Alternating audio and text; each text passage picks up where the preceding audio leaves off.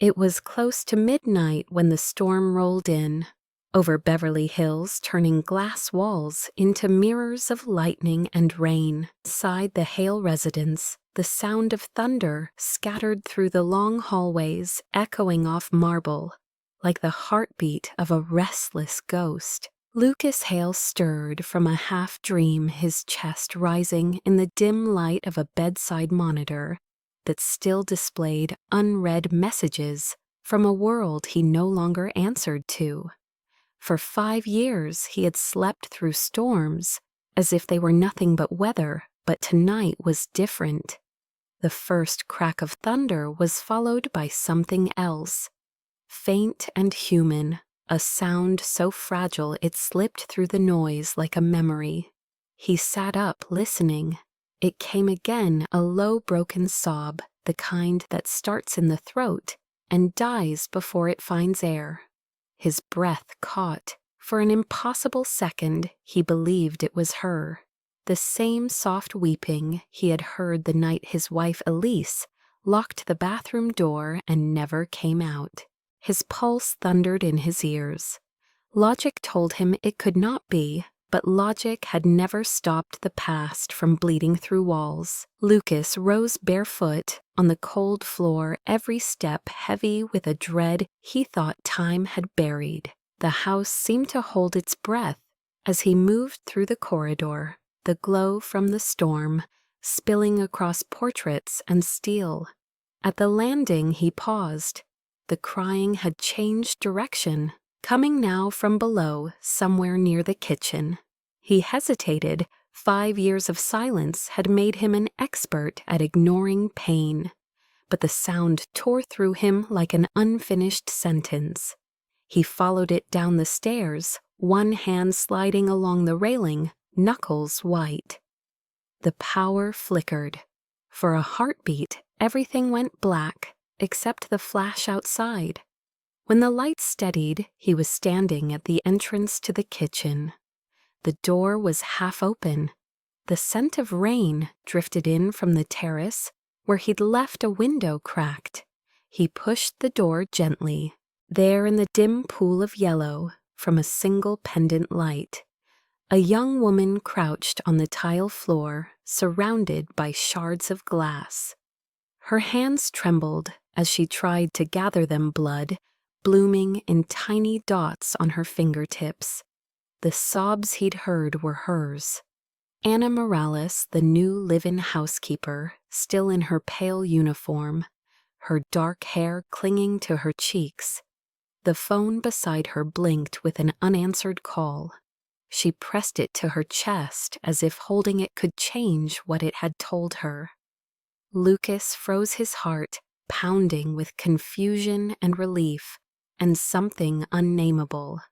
The ghost of his wife receded, replaced by the living sound of grief that did not belong to him. He should have turned around. He had built a life on distance, on never crossing into another person's sorrow. Yet something inside him, something stubborn and human, refused to move away. The storm outside crashed against the windows, a violent applause to his hesitation. He saw the small tremor in Anna's shoulders, the way she tried to quiet herself, ashamed to be heard. Without thinking, he stepped forward. His voice came rough from disuse, softer than he expected. "You shouldn't cry alone." She startled her head, lifting eyes wide and shining in the half-light. For a moment, she looked at him as if unsure whether he was real or just part of the night's cruelty. "I'm sorry, Mr. Hale. I didn't mean—" Her words broke off, swallowed by another sob. He shook his head. "Don't apologize." The words felt foreign on his tongue, like a language he used to know. He noticed the cut on her hand, reached for a towel on the counter, hesitated again, then handed it to her. She took it, fingers brushing his, for an instant that sent a strange warmth through the cold air between them. She whispered, "Thank you," her accent soft, the syllables trembling. He nodded once and looked away, eyes drawn to the fragments of glass that reflected them both in uneven pieces, him the man who had sworn never to feel. Her the girl whose tears had summoned a ghost. He bent down to pick up one of the larger shards, setting it gently into the trash. She followed his lead, wiping at her cheeks, trying to compose herself. My mother, she's in the hospital back home in Texas. They said it was her heart. Lucas felt the words land somewhere deep inside a dull echo of loss. He wanted to say something ordinary like, I'm sorry. But what came out was quieter, almost to himself. Hearts have a way of stopping when they're left alone too long. She looked at him puzzled, maybe moved. The silence between them stretched until another crack of thunder split it open. Lucas straightened the towel still in her hands, the storm painting both their faces in blue light. For the first time in years, he did not feel entirely alone in his house. He didn't know it yet, but that single moment, the sound of her tears, the way she tried to hide them had just reopened a door he thought he'd sealed forever. Outside, the rain kept falling relentless and alive, washing the night, clean of its ghosts, even as two strangers stood in its echo, unsure why it suddenly felt like the world had begun again. The morning after the storm carried a strange stillness through the Hale residence, as if the rain had washed away not only the dust from the glass walls, but also the breath of ghosts that used to linger there. Lucas Hale sat at the long dining table, untouched breakfast in front of him, laptop open to a flood of unread emails that had become his silent punishment. The world still wanted a piece of him, the reclusive tech visionary, who once promised to change human connection and then disappeared after failing to save the person closest to him. The tabloids had called it the silence of Lucas Hale, a billionaire haunted by guilt, a man who built machines that listened to emotions, but forgot how to hear his own wife cry for help. It was a headline that had never really left him. He had become an urban myth, the tragic genius who refused to show his face. Every article, every gossip segment reminded him that the world believed he'd killed her, not with his hands but with his absence. So he stayed hidden, guarded by gates glass and routines. His life was a loop of coded solitude. He woke before sunrise, checked market reports, ran algorithms that predicted consumer sentiment, and then stared at the empty piano he hadn't touched since Elise died. At night, he walked the same corridor, the one that still smelled faintly of her perfume. The house was immaculate, lifeless, curated by a service that sent rotation staff every few months, people who came and went without faces that stayed, till Anna Morales. She had arrived 2 weeks ago, suitcase in hand posture, too polite, eyes too wide for Los Angeles. Her agency described her as reliable, detail-oriented, and discreet. She didn't talk much, just did the work with quiet precision. Lucas had barely noticed her presence until last night, when her crying shattered the fragile order he had built. He didn't understand why it lingered with him now, the sound looping in his mind, while he tried to focus on data. He had told himself he hired her for efficiency, but this morning her presence made the air feel less sterile. From the kitchen came the faint scent of coffee and the soft rhythm of cleaning movements that were almost musical. He looked up when she entered to clear his plate. "Good morning, Mr. Hale," she said, her voice measured formal. He nodded. "You can leave that." She hesitated, glancing at the untouched toast, then asked gently, "You didn't sleep well." Lucas studied her for a moment. No one in this house had asked him a personal question in years. He looked back at the laptop. "I don't sleep much," She nodded once, understanding more than he intended to reveal, then turned toward the window where the city shimmered in washed light. "It's beautiful after the storm," she said softly, half to herself. He almost smiled, but caught it before it could reach his face. Later, as she moved through the house, he found himself watching from the corner of his vision. There was something deliberate in the way she worked, how she straightened frames, adjusted curtains, wiped surfaces with patience rather than haste. She hummed faintly Spanish, perhaps, a melody without sadness, yet carrying something ancient. The sound curled around the air vents, filling the hallways like a forgotten heartbeat. Lucas shut his laptop and walked into his office, but the hum followed him. He opened the project files for a new AI empathy interface.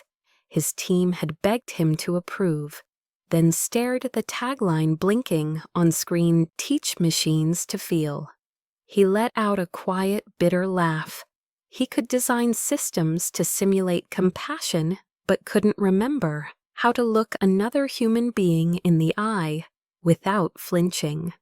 When the door clicked behind him, he assumed it was the house automation until he turned and saw Anna standing there holding a small tray. "I made tea," she said. "You looked tired."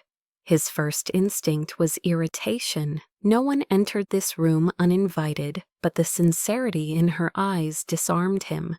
He gestured to the desk. "Leave it there." She set it down, the scent of mint rising between them.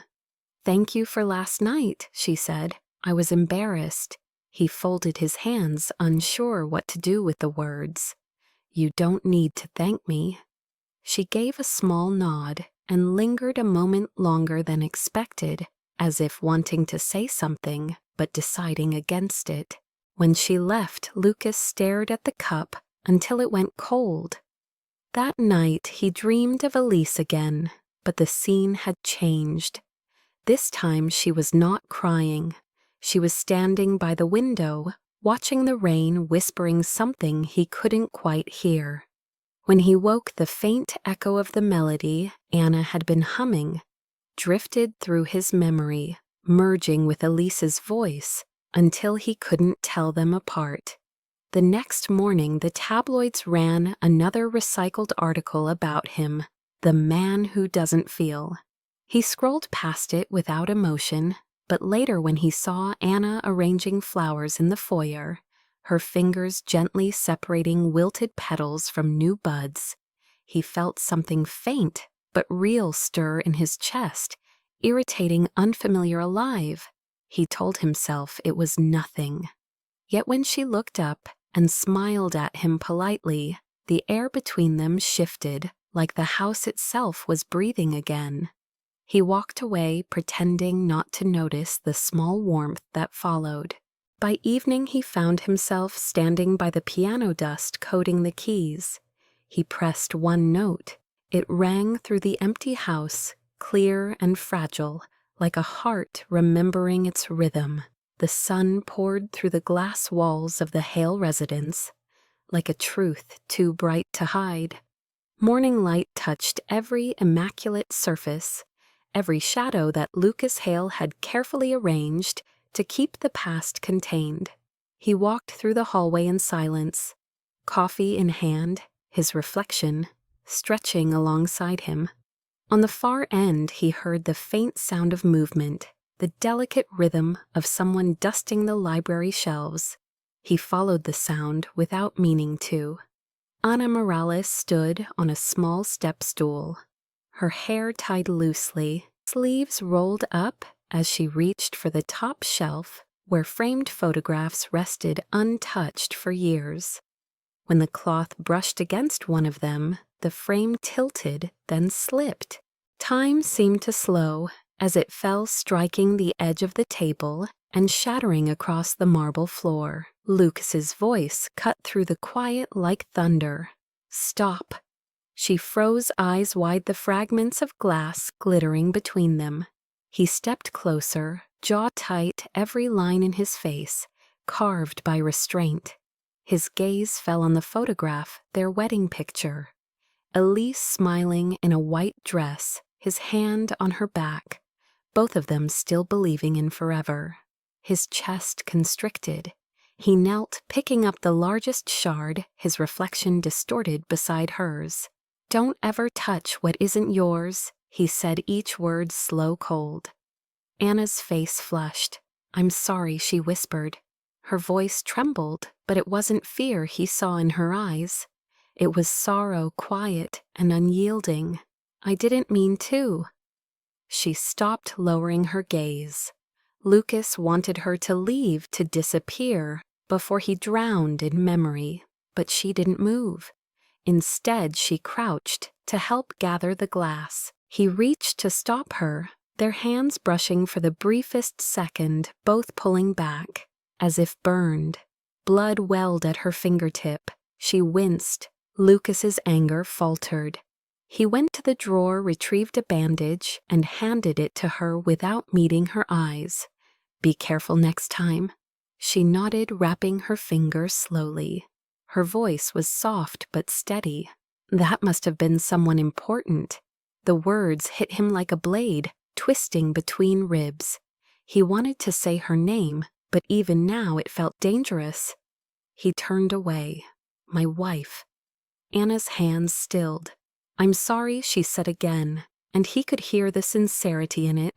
Not the shallow pity of strangers, but something closer to understanding. He didn't respond. The air in the room felt heavy, filled with everything unspoken. She rose, setting the cleaned frame aside, leaving the broken glass for later. When she was gone, Lucas sank onto the couch, the photograph face down on the table. He sat there for a long time, the echo of her voice haunting him in a way Elise's never had. That evening the house was quieter than usual. The rain had stopped, but the city lights beyond the hill shimmered like distant stars. Lucas stood in front of the piano, the same one Elise used to play, his fingers hovering above the keys.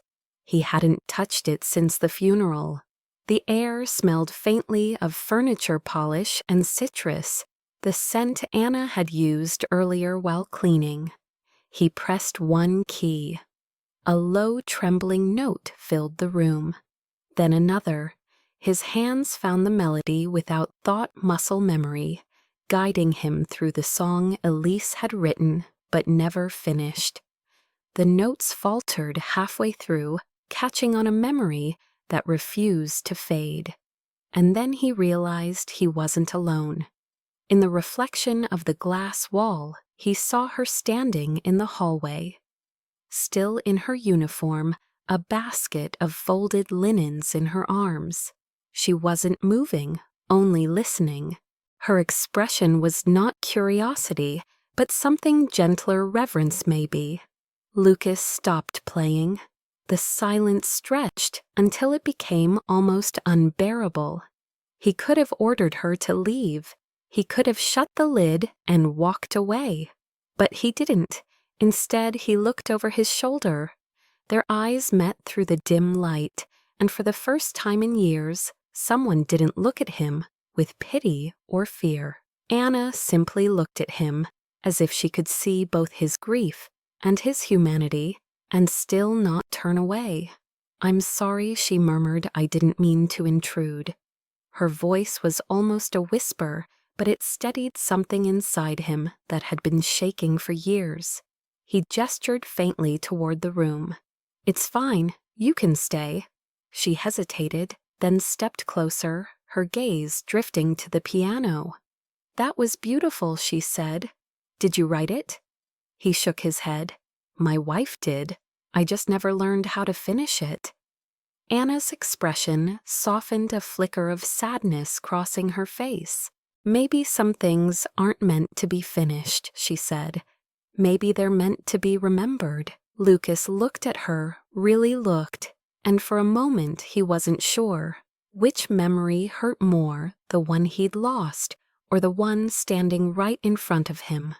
When she left, the room felt colder, emptier. He stared at the piano, the echo of her words tangled with the unfinished melody, until he couldn't tell where one ended and the other began. Outside the city kept breathing, unaware that inside the mansion on the hill, two worlds had just collided: the man who had sworn never to love again, and the woman who unknowingly reminded him what it meant to be alive. The nightmare began the same way it always did, with the hiss of water filling the silence and the reflection of Elise's face in the mirror fogging into nothing. Lucas jolted awake, gasping for air, drenched in sweat, as thunder rumbled far away like an echo from a memory that refused to fade. For a moment he didn't know where he was. Then the cold modern lines of his bedroom came into focus, and he remembered the truth. She was gone.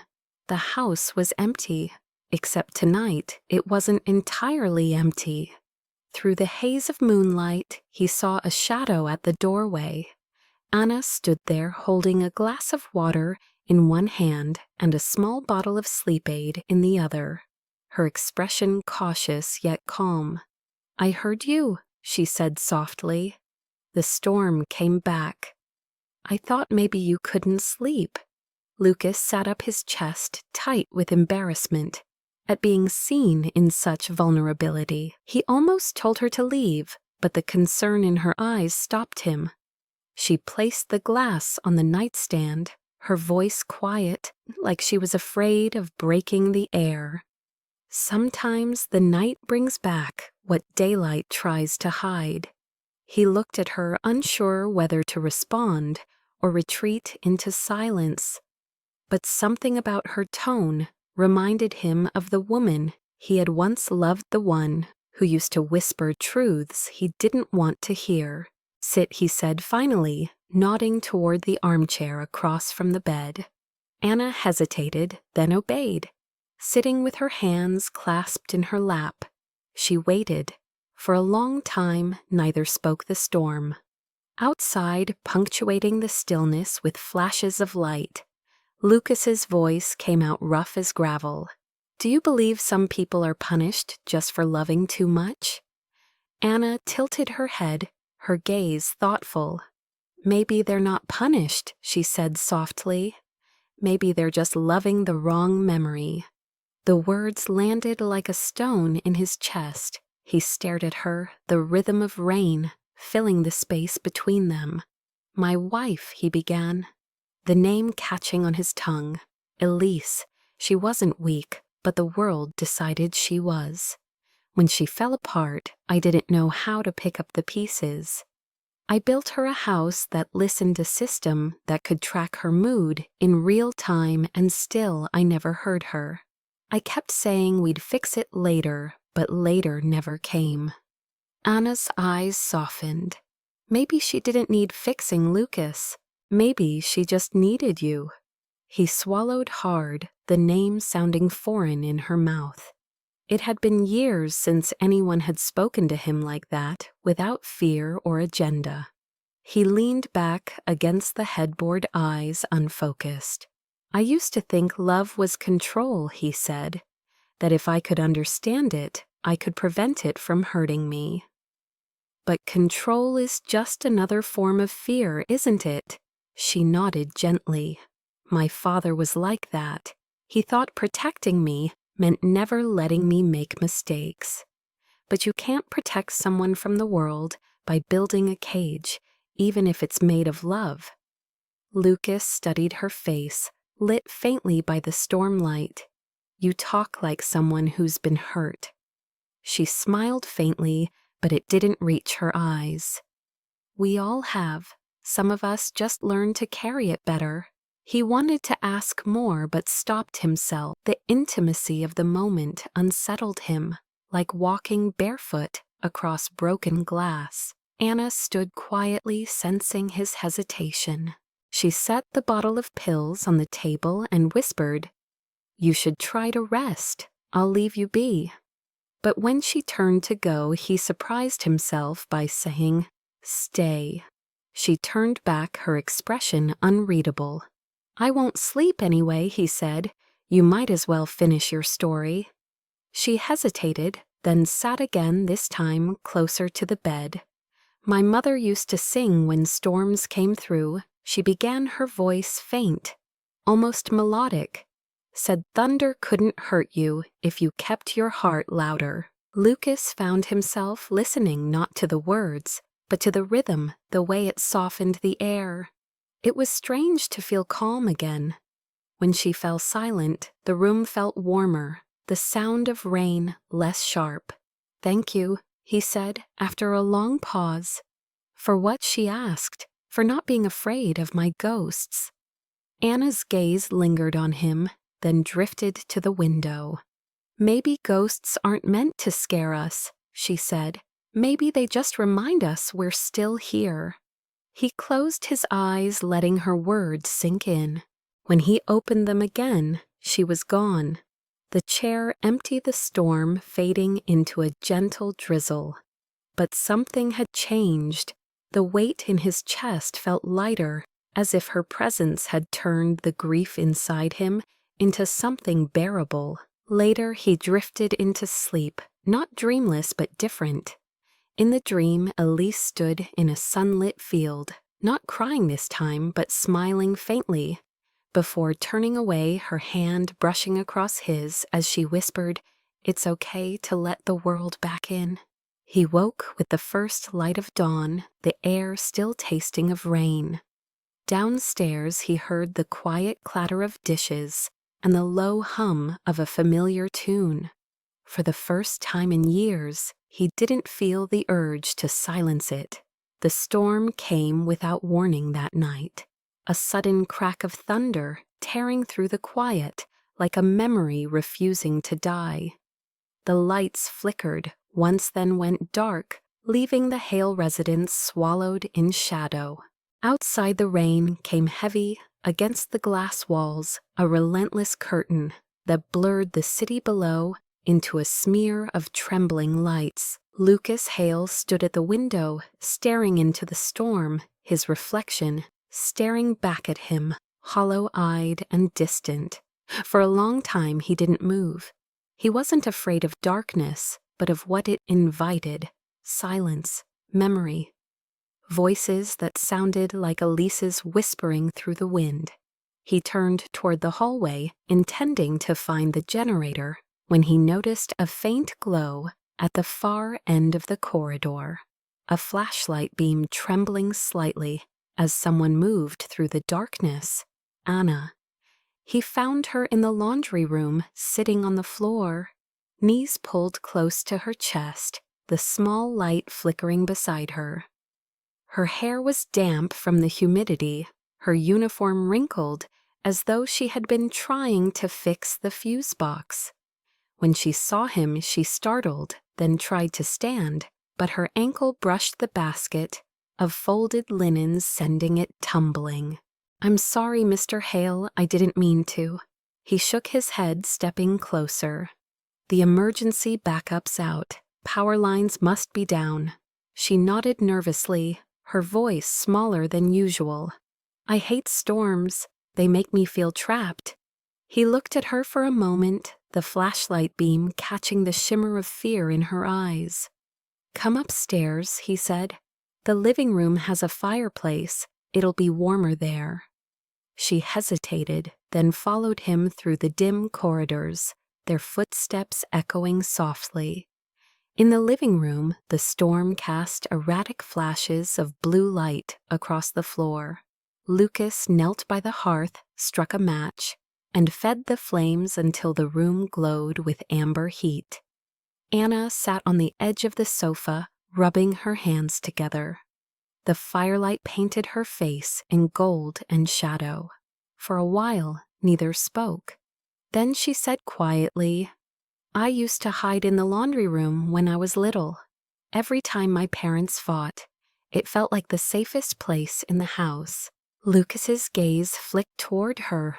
"You were afraid of them, not exactly, just of what came after. The silence. It always meant someone was hurt." He understood that kind of silence. He had lived in it for years. He leaned back against the couch, his eyes fixed on the fire. My father never fought. He just disappeared into work. I guess I learned that from him. The art of leaving without going anywhere. Anna smiled faintly. You're not as good at hiding as you think. He looked at her, startled by her boldness, but she didn't avert her gaze. You think love makes people weak? She asked suddenly. He thought for a moment before answering.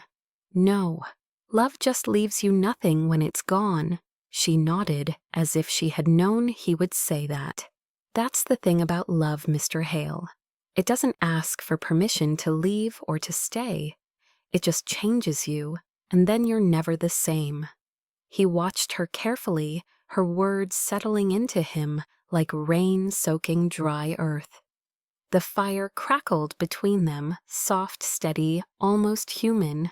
Anna turned her head slightly, listening to the sound. My mother used to say, storms are good for the soul, she murmured. They make everything start over. Lucas's voice was low. Do you believe that I want to? But sometimes the damage doesn't wash away. Sometimes it just moves around until you can live with it. He nodded, staring at the flickering light.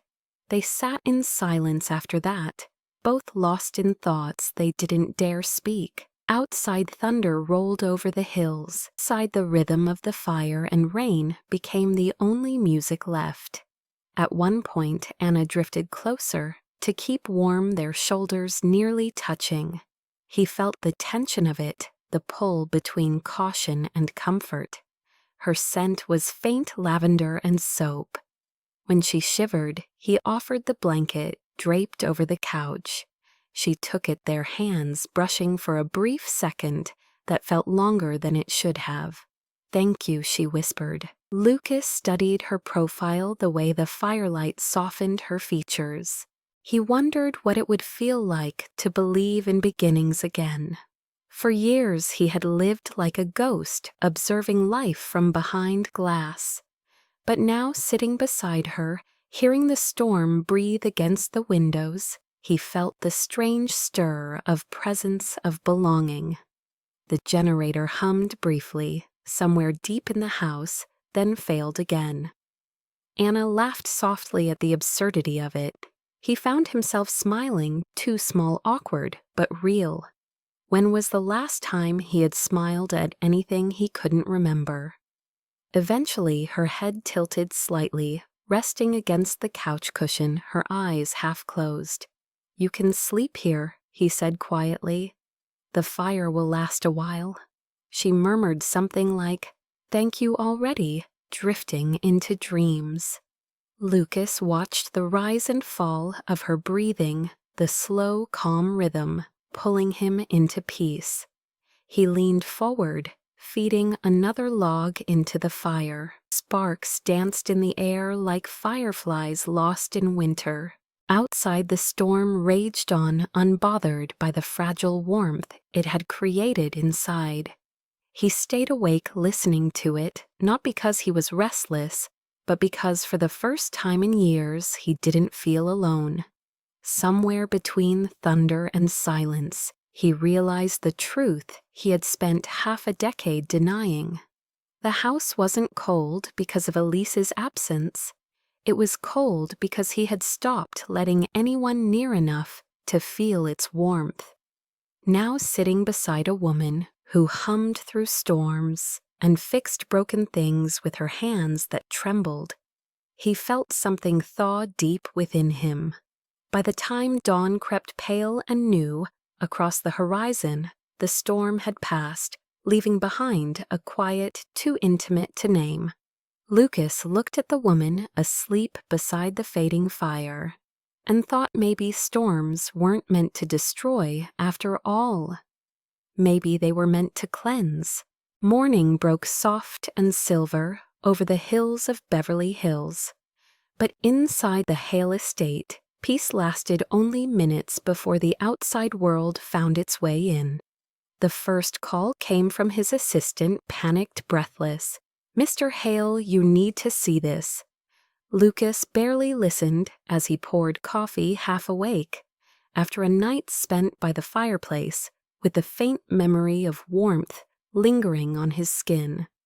It wasn't until the second call and the sound of his name shouted from a television that he looked up.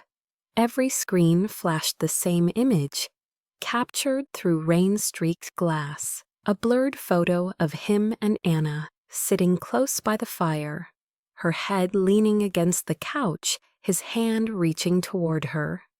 The headline screamed across every channel: reclusive billionaire, caught in cozy night with young housekeeper. The words felt like a slap.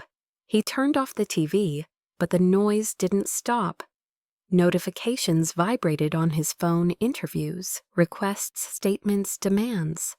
The world had decided again who he was.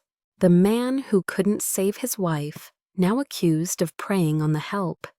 His chest tightened with old familiar anger. He went to his office, shut the door, and tried to breathe, but the phone kept ringing. When he finally answered, it was the board chair of Hale Dynamics, his voice all polished concern. "Lucas, we need to contain this now. Investors are nervous. The optics are bad.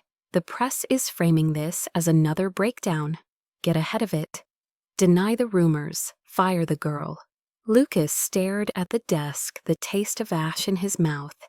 "She's done nothing wrong." "It doesn't matter," came the reply.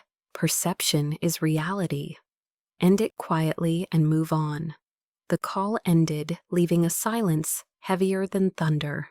Downstairs, Anna was finishing her morning chores, unaware of the storm forming outside the walls. When he entered the kitchen, her smile faltered at the sight of his expression. "Is something wrong?" she asked, wiping her hands on a towel. He hesitated, unsure how to say what the world demanded of him. "You should sit down," he said. She did, eyes searching his face for meaning. "There are photos from last night," he began. "Someone must have been outside with a camera. They're everywhere now." She blinked, confusion giving way to dread. Photos of us doing what he met her gaze. Sitting by the fire, talking, that's all. Her lips parted as if to laugh, but the sound caught in her throat. "And they made it something else, didn't they?" He nodded once. She looked down the towel, twisting in her hands. "What are they saying?" "What they always say about people who don't fit into their stories." She was quiet for a moment, then asked the question he feared. "What happens now?" Lucas's throat tightened. "The board wants you gone. They think it's better for both of us." Her eyes flickered hurt, crossing her face faster than she could hide it. "Better for who, Mr. Hale? For your image or for your peace of mind?" He didn't answer. The truth was both. Every instinct screamed to protect her, but the weight of reputation was a noose tightening around his neck. "I don't want to do this," he said finally, his voice rough. "But if you stay, you'll be torn apart online. They'll find your family, your mother, everything." She stood abruptly, her eyes bright with restrained emotion. "You think firing me protects me? It just tells them they were right." He looked at her, unable to speak. "Please, Anna, just go for now. I'll handle the rest." She swallowed hard, her hands trembling. "All right, Mr. Hale, if that's what makes you sleep at night." She left the room quietly, but the sound of her footsteps echoed through him long after the door shut. Later that afternoon, the house felt colder than it had in years. He wandered through the empty halls, the faint scent of lavender still clinging to the air. In the living room, the blanket from last night lay folded neatly on the arm of the couch.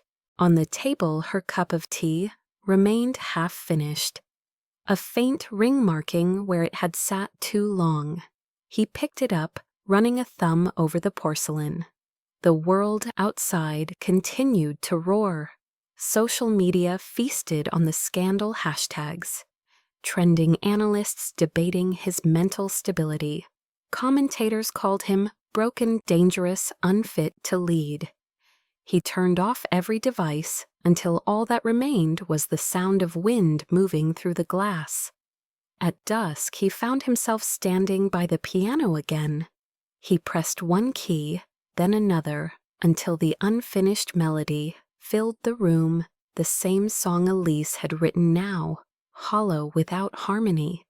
He played until the notes blurred through tears he didn't realize he'd been holding back. He thought of Anna's words from the night before that love didn't ask for permission to leave or stay. He had let it leave again, this time by choice. When darkness fell completely, he sat alone on the couch, staring at the fire that refused to light. Without her, the house returned to what it had always been, a monument to absence. Somewhere deep in the night, he poured a drink, the amber liquid catching the faint reflection of his face, and the broken man staring back at him. He lifted the glass, then stopped, remembering the way she had looked at him in the stormlight, like he was still worth saving. He set it down untouched.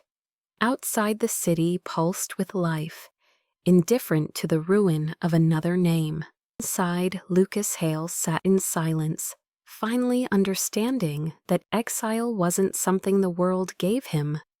It was something he chose every time he pushed someone away. Upstairs in the guest room, the sheets still smelled faintly of her, and on the dresser, she had left behind a small card from her agency printed with her full name and number. He picked it up, holding it between his fingers as if it were something fragile, something alive. For the first time in years, he whispered into the empty room, not her name but hers. Anna. It felt strange and human on his tongue, like hope daring to be spoken. The call came 3 days later, when the city outside his glass fortress glowed in the haze of another indifferent sunset. Lucas Hale had been sitting at his desk for hours, staring at nothing when his private phone rang a number he hadn't seen in years flashing across the screen. It was his late wife's attorney, a voice tied to memories he had tried to bury under logic and noise. "Mr. Hale, I found something you should see." The man said, his tone careful. "It's about Elise." Lucas's pulse stuttered. There shouldn't be anything left about Elise. Everything had been catalogued, archived, dissected by lawyers and tabloids. "What is it?" he asked. "A draft of an email she wrote the week before she died. It was never sent. It was backed up in the company server we just recovered from an old drive. I thought you'd want to read it." The silence that followed was heavy enough to crush him. "Send it over," he said finally. When the document arrived, he hesitated before opening it, his finger hovering above the screen. For years he had told himself he didn't need closure, that the truth wouldn't matter because it couldn't bring her back. But his hands were shaking when he tapped to open the file. The email was addressed to him, subject line simple, "I forgive you." His throat tightened as he began to read. Elise's words spilled across the screen, raw and unedited. She wrote about the loneliness of watching him disappear behind the glow of his screens, about how she had begged him to see her not as a malfunctioning system to repair, but as a woman unraveling under the weight of expectations she could never meet. And then the sentence that shattered him. "I don't blame you, Lucas. I just hope one day you'll stop blaming yourself. If you find someone who can love you despite the silence you built, don't run this time." The air left his lungs like he'd been struck. He stood pacing the room, the words echoing until they blurred into one "please stop running." He sank into the chair, gripping his head in his hands. For 5 years he had lived as if punishment was the only way to stay faithful to her memory. But Elise hadn't asked for punishment. She had asked for forgiveness, and he had refused to give it even now. His reflection in the window looked older, smaller. A man haunted not by death, but by guilt disguised as devotion. He thought of Anna, her eyes, her voice, the way she had looked at him, as if he still belonged to the world. Without meaning to, he reached for his phone, scrolling until he found the number from the card she'd left behind. His thumb hovered over it, then dropped to his lap. He couldn't call, not yet. He didn't deserve to. Instead, he drove. The night wrapped around him as the car wound through the canyon. Road's headlights cutting through mist, he ended up at the cemetery gates, the ones he hadn't crossed in years. The guard recognized him immediately, but said nothing, just opened the gate and let him pass. Elise's grave was near the top of the hill, a simple marble stone engraved with her name and the line she had loved from her favorite poem, "Love is not gone, it just changes form." Lucas knelt, brushing the leaves away from the base of the stone. For a long time he said nothing. When he finally spoke, his voice broke. "You told me not to run, but I did anyway. I ran from you, from life, from everything that made me human. I thought loving again meant betraying you. I see now it was the only way to honor you." The wind picked up, carrying the faint scent of rain. He closed his eyes, feeling the weight of her absence shift into something gentler, less suffocating. As he stood, his phone buzzed again, this time a notification from an online tabloid. He almost ignored it until he saw the headline, "Housekeeper from Hale Scandal speaks for the first time." His chest seized as he opened the article. It wasn't an interview, only a small written post from Anna's public social media account. She had written, "I don't regret being kind. I regret living in a world where kindness can be twisted into shame." He read it twice, then 3 times. In those words he saw the same courage he had once admired in Elise, the refusal to let cruelty define her. That night, back at the house, he poured himself a glass of water. Not whiskey, sat at his desk and wrote an email to his board, resigning from his position, effective immediately. He told them he was taking time to rebuild something that had nothing to do with technology. For the first time in years, the decision didn't feel like loss. It felt like release. The next morning, he woke early sunlight slicing through the blinds, dust floating in the air like forgiveness. He called the lawyer back. "Where did you find that email?" he asked. "On her old computer," the man said. "We're still sorting through a few files. There's also a video log she recorded. Would you like to see it?" Lucas hesitated, then nodded, even though the man couldn't see him. Minutes later, the file appeared on his screen. Elise sat by the piano, her hair shorter, her eyes tired but still full of light. "Lucas, if you're watching this," she said, then paused, smiling faintly. "I guess it means I didn't make it. Don't hate yourself for that. Just promise me you'll keep listening. To music, to the world, to someone new." Her voice cracked, but she didn't cry. "I loved you even in the silence. Just don't live there forever." The screen went black. Lucas sat motionless, tears streaming down his face, until his chest finally gave way to a sound he hadn't made in years, a sob raw and human.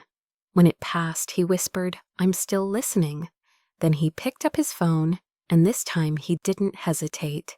He typed her name, Ana Morales. The ring felt endless before. A voice answered, tired, cautious. "Mr. Hale." He exhaled a trembling breath. "Lucas, please call me Lucas." There was a pause, then a quiet, "Okay." He closed his eyes, the words forming on his tongue, not perfect but real. "I need to see you." there's something I have to tell you." Lucas booked the flight to Austin before the sun even rose. The next morning, as if his body had decided before his mind could argue. The jet-lagged sky stretched pale and endless over Los Angeles, but inside him something restless pulsed, like the first flicker of life after years of hibernation. He didn't tell his staff where he was going, didn't issue statements, didn't warn the media. He simply packed one bag: his phone, his wife's old locket, and a folded copy of Elise's email, the only proof that forgiveness could outlive death. The flight was quiet, only the hum of the engines and the ache of words unsaid filling the space. He replayed Anna's voice in his mind, the way she had said storms were good for the soul, and wondered if maybe she had been right all along. By the time he landed, Texas sunlight was already burning through a sky streaked with thin white clouds. The air smelled of rain and wildflowers, heavier, slower than California air. He rented a car and drove toward the outskirts of Austin, where the agency's address led him to a modest building painted pale blue with ivy curling up its walls. Inside, the receptionist recognized his name. Her surprise masked quickly by professionalism. "I'm sorry, Mr. Hale," she said. "Miss Morales isn't here anymore. She left a few weeks ago when her mother's condition worsened. She works part-time at a senior care home on the East Side." He thanked her and turned to leave, but she called out one more thing. "There's something she left behind?" She pulled open a drawer and handed him a small envelope. Cream-colored, slightly creased his name, handwritten across the front in neat, deliberate strokes. "Lucas." His throat tightened. He took it carefully, his fingers tracing the letters as though they might vanish. Outside in the car, he sat for a long time, staring at it before finally tearing it open. Inside was a single sheet of paper, folded twice, and a pressed sprig of lavender tucked at the corner. Her handwriting flowed gentle, precise.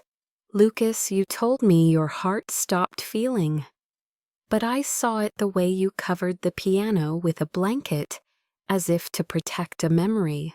Maybe love never died. Maybe it's just been waiting for you to let it breathe. I'm not angry about what happened. I knew what the world would say. I just hope you remember the version of yourself that sat by that fire. He wasn't cold or broken. He was kind. Don't let them take that away from you again. If one day you decide to live, not just exist, follow the sound that scares you most. It's usually the one leading you home." Her words blurred as his eyes filled. He pressed the page to his chest, breathing in the faint scent of lavender and something like peace. For the first time since Elise's death, he felt not haunted but guided. He started the car and drove east, following the directions the receptionist had given him. The road narrowed through stretches of oak and dry fields until the sign appeared, Haven Ridge Senior Care Home. The building was simple brick walls, white trim, and rows of wildflowers planted along the path. He parked beneath an old oak, his pulse unsteady. Inside, the smell of antiseptic and lilac filled the air. A nurse at the front desk looked up, recognition dawning slowly. "You're looking for Anna, aren't you?" she said. He nodded, his voice barely steady. "She's in the garden out back with her mother." The door led him through a quiet hallway, past residents in soft sweaters, reading or dozing. Every step felt like walking toward something sacred. When he reached the courtyard, he stopped. Anna was kneeling beside a wheelchair, gently adjusting a blanket around an older woman's legs. The sunlight caught her hair, turning it into strands of copper and gold. She looked thinner, more tired, but her presence carried the same quiet strength that had once filled his house with something human. He didn't speak at first, just watched her lips move as she hummed the same melody she used to hum while cleaning. It struck him how completely she belonged to this moment. When she finally looked up, her eyes widened disbelief, flickering into something softer. "Mr. Hale," she said his name barely more than a breath. He took a step forward. "Lucas," he corrected. "Please call me Lucas." She stood the garden wind tugging lightly at her hair. "Why are you here?" she asked. He reached into his jacket, pulling out the letter, her words folded neatly again. "Because you left this," he said, "and because I think I finally understand what it means."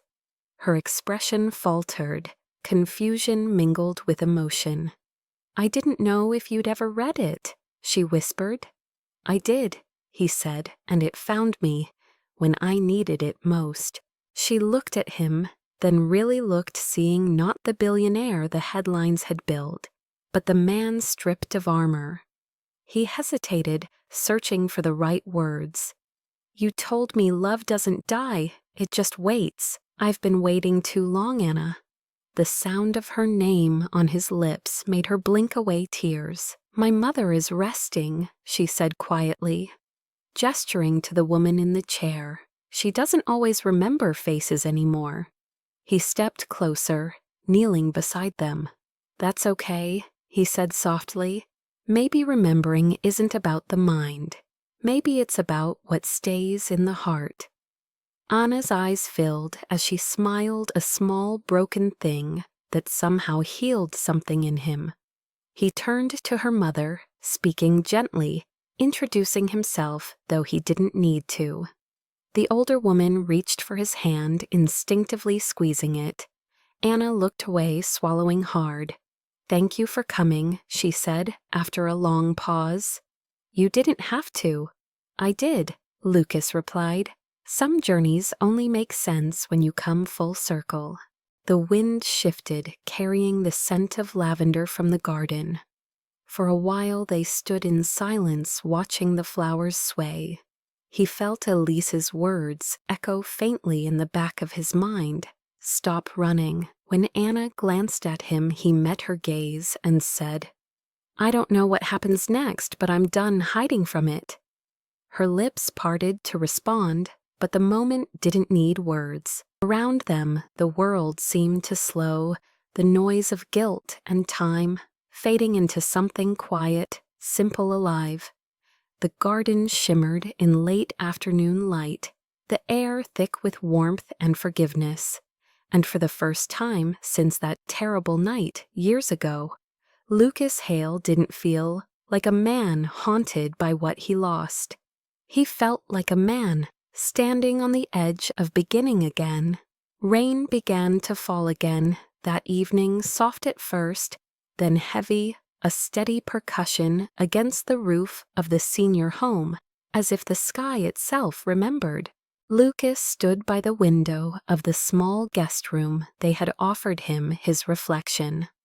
Faint in the glass, the storm beyond a mirror of everything he felt inside. Down the hall he could hear faint laughter, the clatter of plates, residents eating dinner, while nurses moved from room to room. He had not eaten. He had been sitting for hours replaying the day. The look in Anna's eyes when she saw him, and the tremor in her voice when she called him Lucas, like she was afraid the name might disappear. He told himself he had come to thank her, but the truth was heavier and older than that. He had come because he no longer knew how to breathe. Without the sound of her voice inside his chest, a knock at the door pulled him from his thoughts. She stood there in the doorway, raincoat over her scrubs, hair pulled back, her expression uncertain. "I thought you might want some tea," she said, holding 2 paper cups. He took one, their fingers brushing, and the air shifted just enough for both of them to notice. "Thank you," he murmured. "You didn't have to." She smiled faintly. You keep saying that as if doing something kind has to be earned. He looked down at the cup steam, rising curling between them. I'm not used to kindness anymore. Then learn, she said softly. The room fell quiet, except for the rain and the steady thump of his pulse in his ears. After a moment, he set the cup down and said, There's something I need to tell you. She tilted her head. About your wife, about everything. He drew a shaky breath. For 5 years, I told myself I was honoring her memory by staying broken. But that wasn't love, it was fear. Fear that if I healed, I'd forget her. Fear that if I lived again, I'd betray her.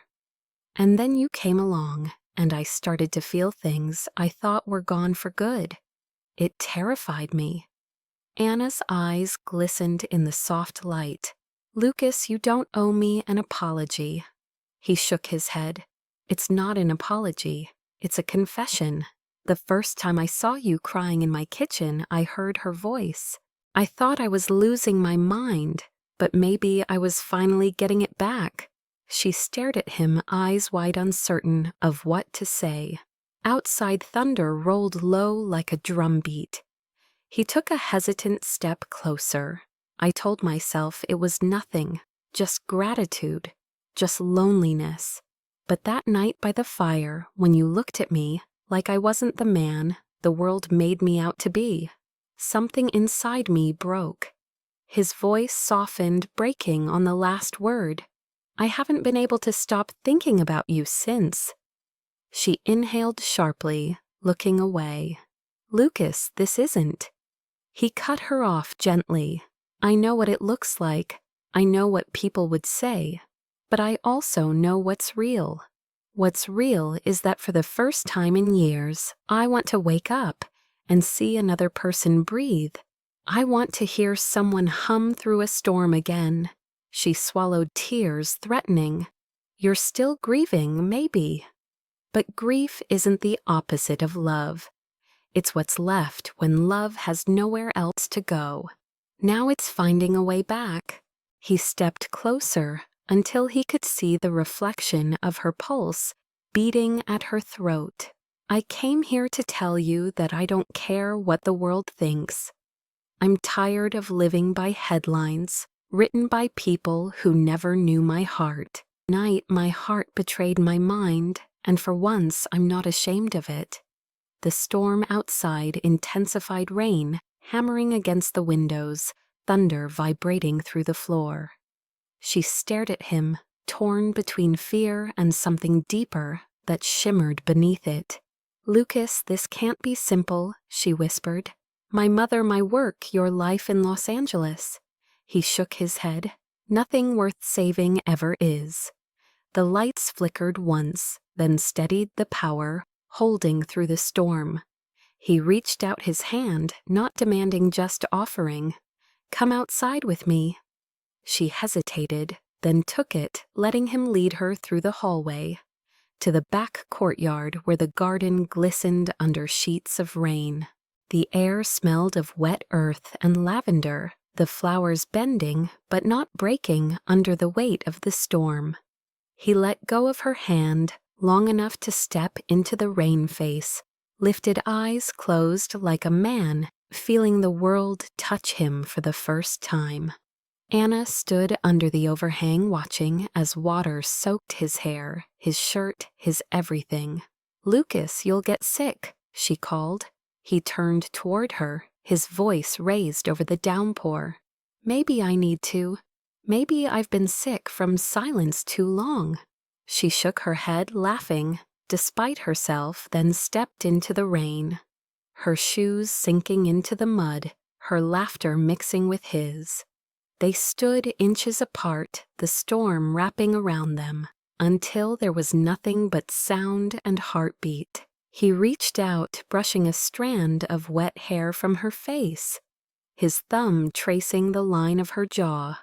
I don't know what tomorrow looks like, he said quietly.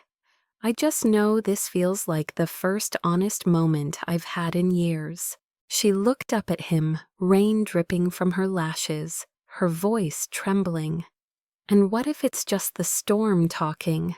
Then let the storm speak," he whispered. Their foreheads touched the space between them, collapsing like a dam breaking. When he finally kissed her, it wasn't desperate, but deliberate, slow and steady, the kind of kiss that rebuilds what time has destroyed. The rain soaked through their clothes, cooling their skin, but neither moved. When they parted, she whispered against his lips, "You're insane?" He smiled a real, unguarded smile. "Maybe, but for the first time it feels like living." They stood there until the thunder faded into distant murmurs, and the rain softened to a whisper. Inside through the window, the residents watched, some smiling, some remembering. The nurse on duty simply turned off the porch light, leaving them in the glow of the storm's afterlight. When they finally went back inside, both dripping water onto the linoleum floors, Anna laughed, covering her face in embarrassment. He handed her a towel, still smiling. "You'll ruin your reputation," she teased. He shrugged. It was never worth keeping. Later that night, as she checked on her mother, she found him waiting by the door, holding 2 cups of tea like before. No words, just the quiet companionship of 2 souls finally done running. Outside, the last drops of rain tapped gently against the glass. The storm had ended, but its echo lingered in their hearts like music that refused to fade. The morning after the storm broke, with a calm so pure it almost felt unreal, the kind of quiet that follows confession and feels like grace. The Texas sky had turned pale gold, streaked with ribbons of soft cloud, and the air smelled of rain and new beginnings. Lucas Hale stood on the porch of the care home, holding a cup of coffee, watching sunlight spill across the damp garden where lavender glistened and water still dripped from the oak leaves. Inside, he could hear the faint murmur of voices, Anna's laughter softer, lighter, as she helped her mother to breakfast. For the first time in 5 years, he woke without dread or ghosts. His mind was quiet, his chest unburdened. He thought about the storm, the rain that had washed away more than headlines and guilt. It had washed away the wall he built around his heart. When Anna stepped out onto the porch, her hair pulled into a loose braid, her face free of the tension that had once lived there, she smiled at him in a way that anchored him to the moment. "You're up early," she said, teasing gently. He smiled back. "Couldn't sleep. The world's too quiet." She joined him, leaning on the railing, the sunlight kissing her skin. The silence between them wasn't awkward anymore. It was full, steady, alive. "How's your mother?" he asked. "Better today," she said. She remembered the song I was humming last night. She thought it was hers. "Maybe it is," he replied. "Maybe everything we love belongs to everyone." She looked at him, eyes warm with something deeper than affection. "You sound like a man who finally forgave himself." He nodded slowly. "Maybe I did, or maybe someone else forgave me first." "Elise?" Anna asked softly. He hesitated, then nodded. "I read her letter again on the plane. She told me not to live in silence forever. I think she'd be glad I listened." Anna reached out, touching his hand, her thumb brushing his knuckles. "Then maybe we both found what we needed in the same place." He looked down at their hands, small, simple, real, and thought how strange it was that healing never came in grand gestures, but in moments like this, quiet and ordinary. Later that week, he extended his stay, helping around the facility, fixing the old water heater, setting up a donation fund under no name. The residents began to know him not as the billionaire from the news, but as the man who played piano in the evenings. On the 3rd night, he asked if there was an instrument somewhere, and the director led him to an unused upright piano in the rec room, slightly out of tune but serviceable. He sat at it alone at first, his fingers hesitant, then sure as he began to play the unfinished song Elise had left behind. The melody carried through the halls, soft like a prayer. Anna stood in the doorway, listening, her mother beside her smiling faintly. When he reached the part where the music had once stopped, he paused, then added a new phrase, gentle, hopeful blending the past with the present. When the last note faded, the room was silent except for the sound of people breathing. Anna's mother whispered, "He's good, isn't he?" And Anna nodded, tears in her eyes. After that evening, it became routine. Every night he played, every morning they walked through the garden with coffee in hand. One morning he asked her, "What's next for you?" She laughed. "I was going to ask you the same thing." He looked out over the garden, the sunlight catching the dew on the petals. "I'm thinking of starting something new." He set a foundation, maybe for mental health awareness, something Elise once dreamed of, the Hale Foundation for Hope. Her name deserves more than a ghost story. Anna smiled, proud of the quiet strength in his voice. "That's beautiful. You'll need someone to run it, though, someone who believes in second chances." He turned to her, his gaze steady. "I was hoping you'd say that." She blinked, eyes widening. "Me?" He nodded. "You have what I never learned, empathy that doesn't ask for proof." She shook her head, half laughing. "I clean houses and care for old people, Lucas." He stepped closer. "Exactly. You care for what the world forgets. That's the kind of power I want this to have." She didn't answer right away, but the way she looked at him told him she was already saying yes. Months later, back in California, the foundation opened in a renovated building downtown, the press calling it a new chapter. For a man once known as the recluse of Beverly Hills. But Lucas didn't care about headlines anymore. He stood at the ceremony beside Anna, introducing her as the program director of Second Dawn, the initiative she designed for women recovering from grief and depression. She spoke with grace, her voice steady, her message simple, that no life was beyond repair, no heart beyond redemption. The applause that followed didn't belong to fame or money, but to truth. After the ceremony, they slipped away to the garden behind the building, a small space lined with lavender. The sun was setting, painting the sky in soft oranges and violets. She turned to him, smiling. "You kept your promise," she said. "You let the world back in." He reached for her hand, intertwining his fingers with hers. "You showed me how." They stood there watching the city lights flicker to life below. For a long time, neither spoke. Then he said quietly, "You know, I never told you what Elise's last words to me were." She turned, curious. She said, "Love doesn't die. Lucas, it just changes form." Anna's eyes softened. Maybe this is what she meant. He nodded. "I think so."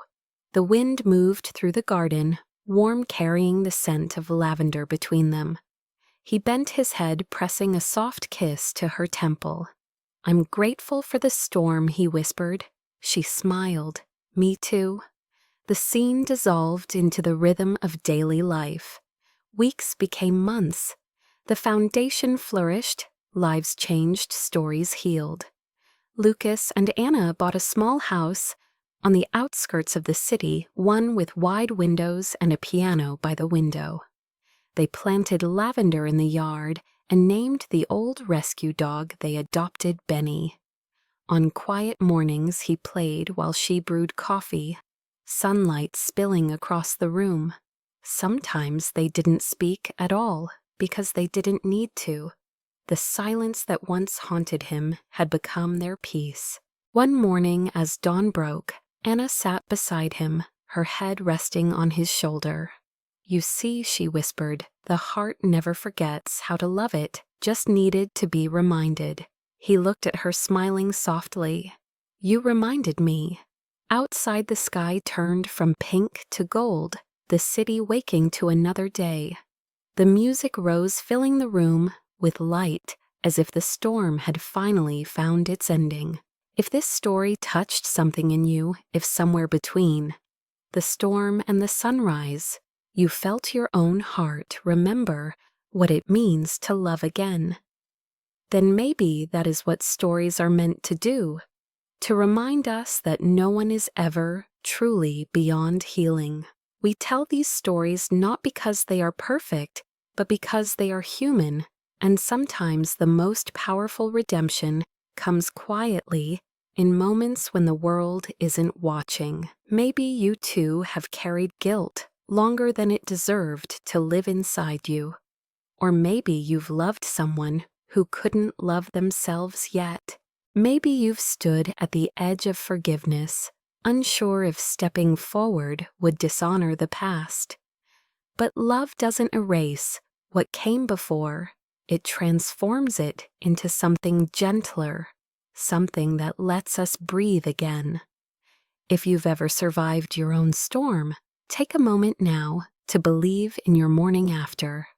And if you're here, still listening, still reading, still feeling, that means your heart is doing its job. It's still choosing hope. So share this story with someone who needs to remember that storms don't destroy, they cleanse. Leave a comment below and tell us where you're watching from. Tell us who you thought of while listening to Lucas and Anna's journey. Because maybe their story isn't just theirs. Maybe it belongs to all of us. Every click, every message, every shared moment helps this small community of hearts grow stronger, braver, more alive.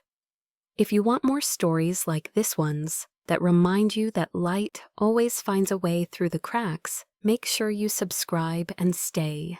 Tomorrow's story might be the one that finds you exactly when you need it most.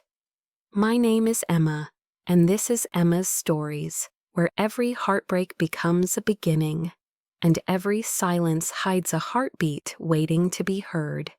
So don't go just yet. Take a breath. Look around you and remember, there's always another sunrise waiting, even after the darkest storm. And maybe, just maybe, the next story you hear will be your own.